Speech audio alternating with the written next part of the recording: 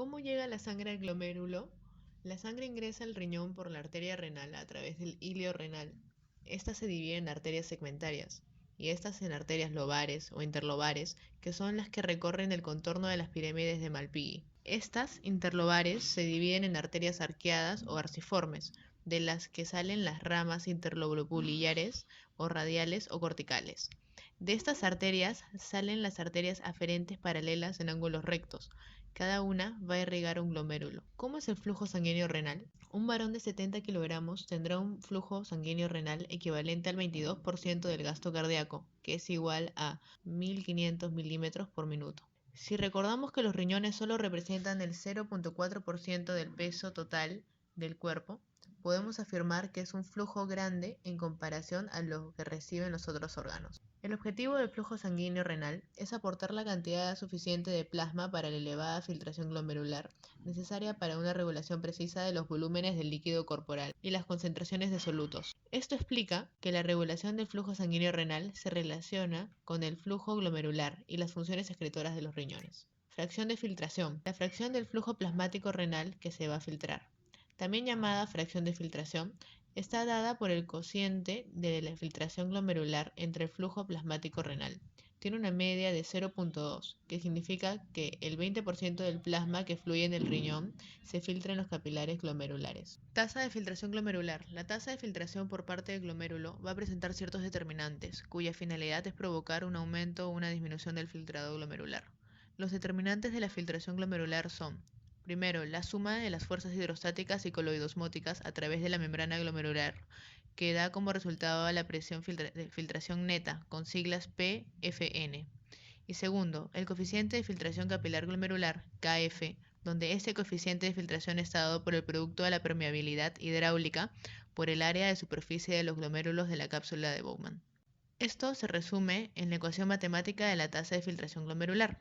Tasa de filtración glomerular es igual a la permeabilidad hidráulica por área de superficie por presión de filtración neta, donde KF es igual a la permeabilidad hidráulica por el área de superficie. Presión de filtración neta es igual a la suma de las presiones hidrostáticas y coloidosmóticas que favorecen o se oponen a la filtración a través de los capilares glomerulares. Por ende, la ecuación sería: presión de filtración neta es igual a presión hidrostática del capilar glomerular menos la presión oncótica del capilar glomerular, todo esto menos la presión hidrostática de la cápsula de Bowman menos la presión oncótica de la cápsula de Bowman.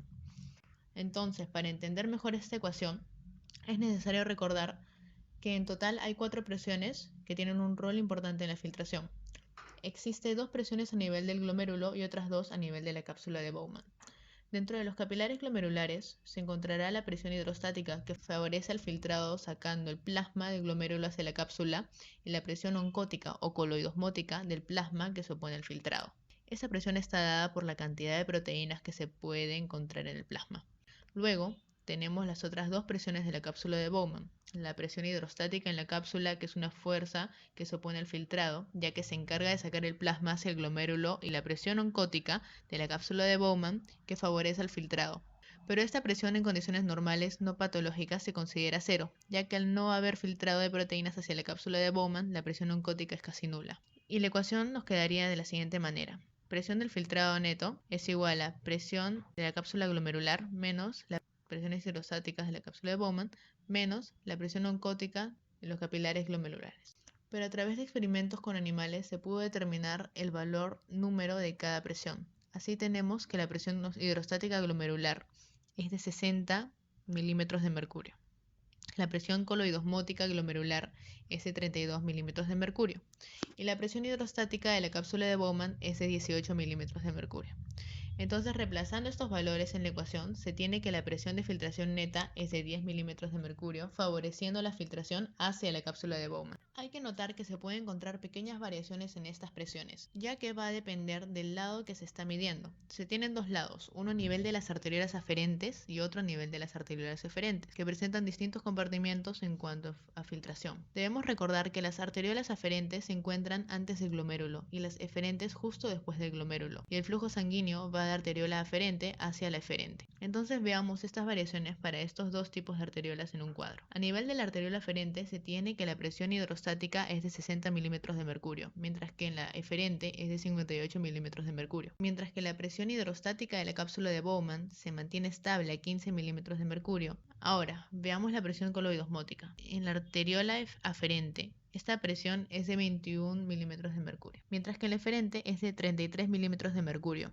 Y esa variación se debe a que en la arteriola eferente se va a tener más concentración de las proteínas, aumentando esta presión. Y en cuanto a la presión de filtración neta, en las arteriolas aferentes se tendrá que es 24 milímetros de mercurio y en las eferentes será 10 milímetros de mercurio. La presión hidrostática de esas arteriolas van a variar dependiendo de si la arteriola se encuentra en vasodilatación o en vasoconstricción. Para que se den estos fenómenos, el sistema renal va a depender del sistema nervioso simpático y del propio sistema. Entonces vamos a encontrar elementos vasodilatadores como el óxido nítrico y las prostaglandinas. Como elementos vasoconstrictores tenemos la adrenalina, la noradrenalina, endotelina y la angiotensina 2. Las hormonas vasoconstrictoras van a permitir que la arteriola aferente se constriña para aumentar la resistencia y reducir el flujo plasmático renal. De esta manera, estamos también disminuyendo la presión hidrostática glomerular, obteniendo una menor tasa de filtración. Esto sucede en la arteriola aferente.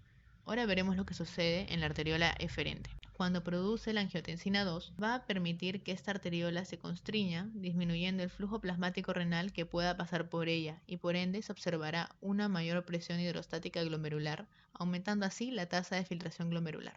Esto es en cuanto a las hormonas vasoconstrictoras. Ahora veremos de qué forma actúan las hormonas vasodilatadoras. Las hormonas dilatadoras, como la prostaglandina, van a producir que la arteriola aferente se dilate y así provocando una menor resistencia. Esto provoca que haya un mayor flujo plasmático renal, ya que habrá un mayor espacio en la arteria dilatada, conllevando un aumento de la presión hidrostática glomerular y así aumentando la tasa de filtración glomerular.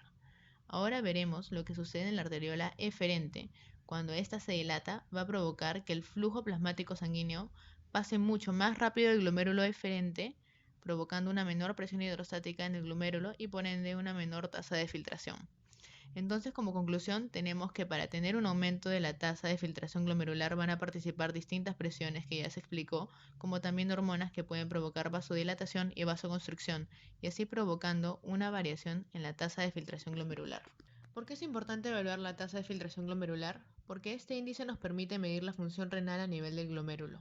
El rango normal de este índice es para varones 90 más menos 14 mililitros por minuto por metro cuadrado, para mujeres 60 más menos 10 mililitros por minuto por metro cuadrado, pero eso puede variar de acuerdo a la variación de factores ya explicados anteriormente. ¿Cómo se mide la tasa de filtración glomerular? Existen diversos métodos para medir o aproximar la medida de este índice. En primer lugar está la medida empleando inulina, el gold standard. Este método es el más preciso debido a que es un polisacárido con una gran facilidad para filtrarse. Tiene una reabsorción y una secreción netas iguales a cero en la nefrona y no existen amilasas en la luz tubular que puedan degradarla. Por ello, todo lo que se filtra será excretado en la orina. Este método no es muy usado en la clínica, debido a que es muy incómodo para el paciente, ya que la insulina se tiene que inyectar de forma constante durante un periodo de tiempo muy largo.